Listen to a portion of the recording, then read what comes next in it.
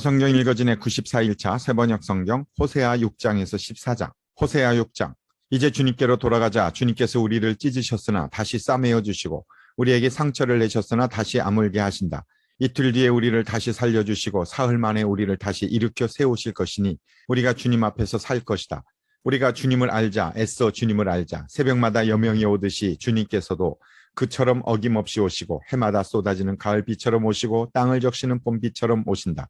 에브라임아, 내가 너를 어떻게 하면 좋겠느냐? 유다야, 내가 너를 어떻게 하면 좋겠느냐? 나를 사랑하는 너희의 마음은 아침 안개와 같고 덧없이 사라지는 이슬과 같구나. 그래서 내가 예언자들을 보내어 너희를 산산조각나게 하였으며 나의 입에서 나오는 모든 말로 너희를 죽였고 나의 심판이 너희 위에서 번개처럼 빛났다.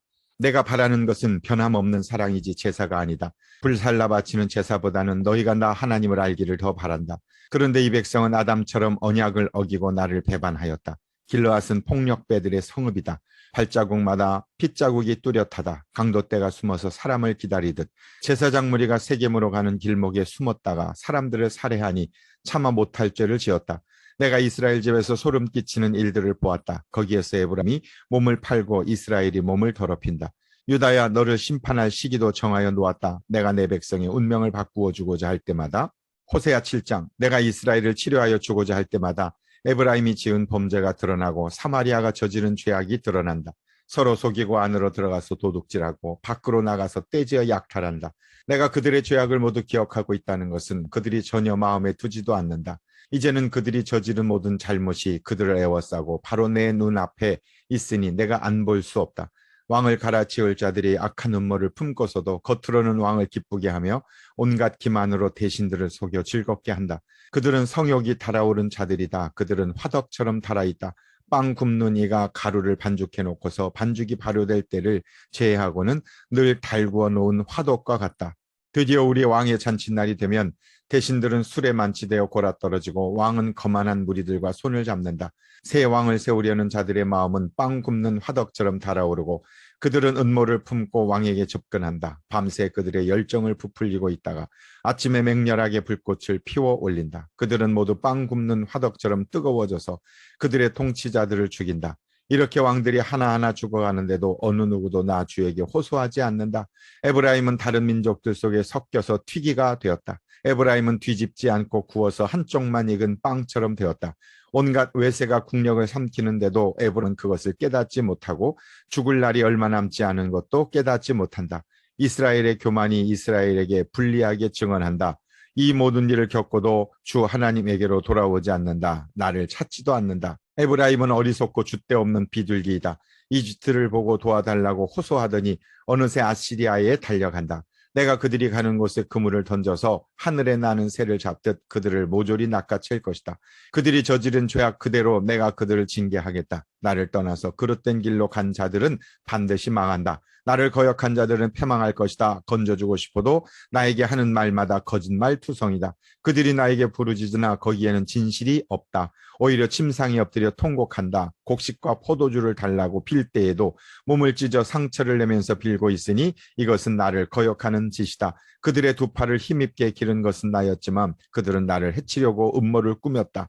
허망한 것에 정신이 팔린 자들, 느슨하게 풀어진 활처럼 쓸모없는 자들, 대신들은 함부로 혀를 놀렸으니 모두 칼에 찔려 죽을 것이다. 이것이 이집트 땅에서 조롱거리가 될 것이다. 호세아 8장. 나팔을 불어서 비상경보를 알려라. 이스라엘 백성이 나의 언약을 깨뜨리고 내가 가르쳐준 율법을 어겼으므로 적군이 독수리처럼 나 주의 집을 덮칠 것이다. 우리의 하나님 우리 이스라엘이 주님을 압니다 하고 나에게 호소하면서도 복된 생활을 뿌리치니 적군에게 쫓길 것이다.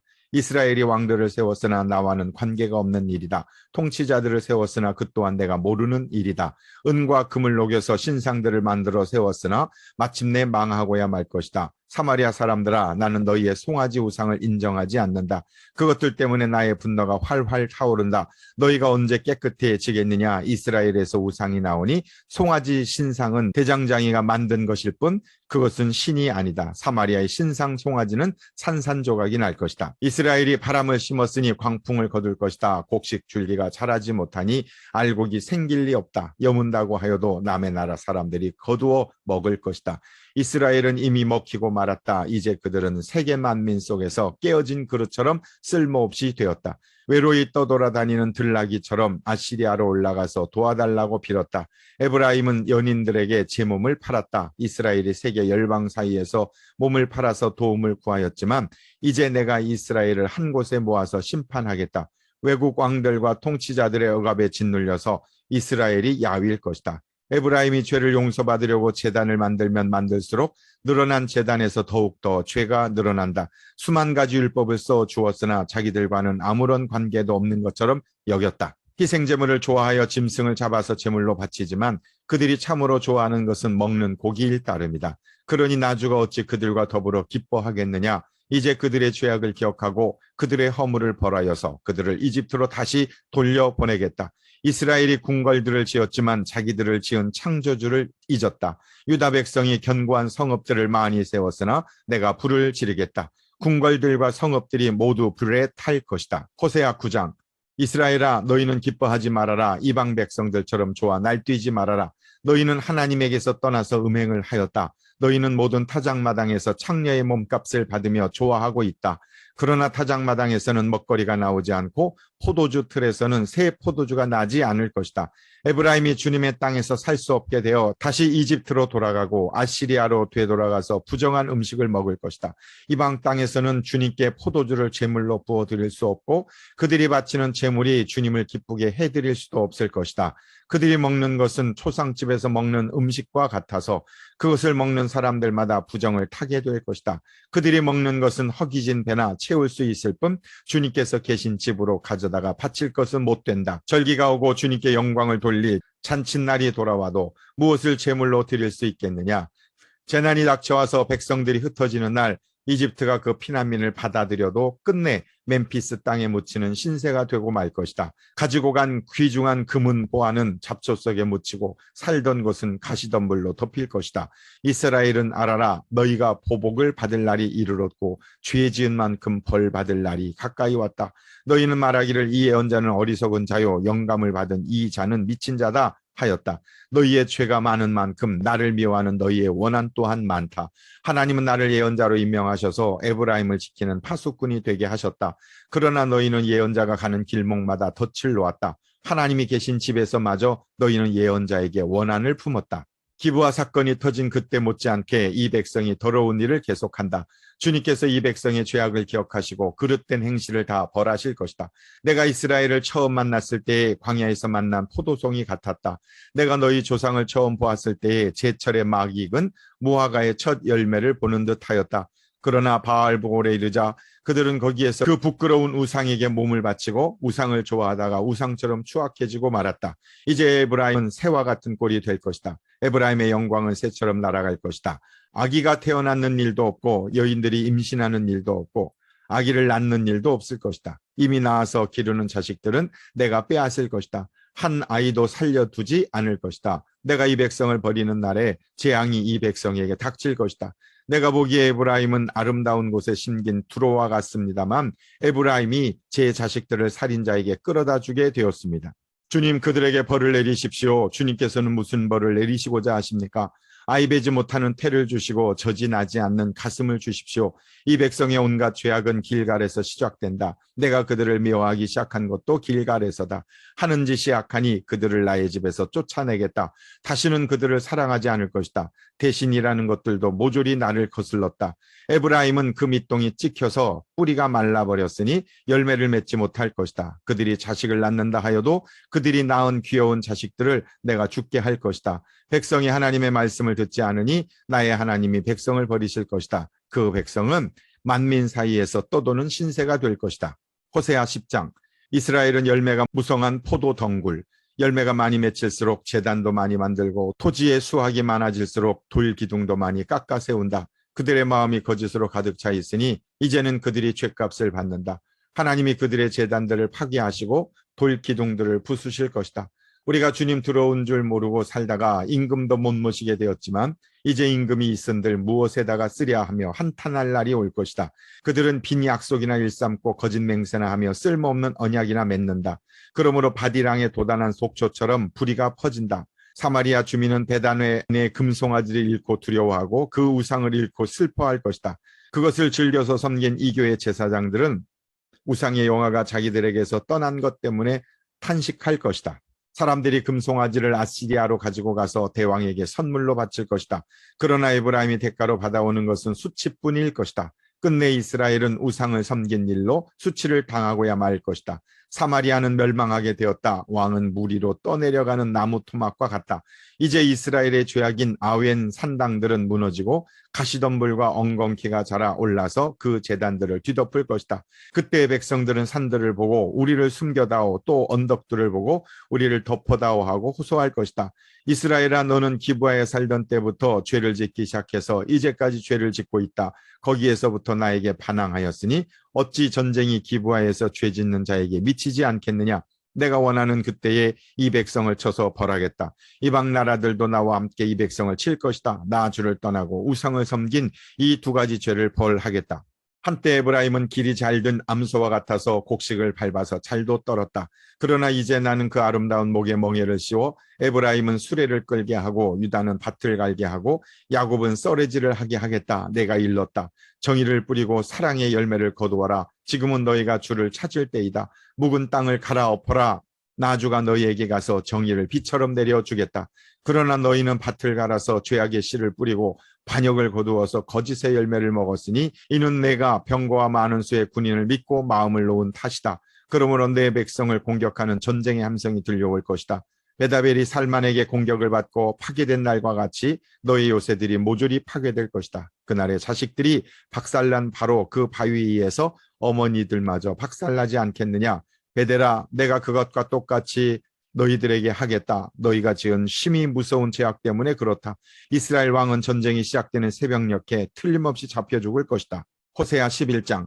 이스라엘이 어린아이일 때에 내가 그를 사랑하여 내 아들을 이집트에서 불러냈다. 그러나 내가 부르면 부를수록 이스라엘은 나에게서 멀리 떠나갔다. 짐승을 잡아서 바알 우상들에게 희생제물로 바치며 온갖 신상들에게 향을 피워서 바쳤지만 나는 에브라임에게 걸음마를 가르쳐 주었고 내 품에 안아서 길렀다. 죽을 고비에서 그들을 살려주었으나 그들은 그것을 깨닫지 못하였다. 나는 인정의 끈과 사랑의 띠로 그들을 묶어서 업고 다녔으며 그들의 목에서 멍에를 벗기고 가슴을 헤쳐 젖을 물렸다. 이스라엘은 이집트 땅으로 되돌아가게 될 것이다. 이스라엘은 아시리아의 지배를 받게 될 것이다. 그들이 나에게로 돌아오기를 거부하기 때문이다. 전쟁이 이스라엘의 성읍을 휩쓸고 지나갈 때에 성문 빗장이 부서질 것이다.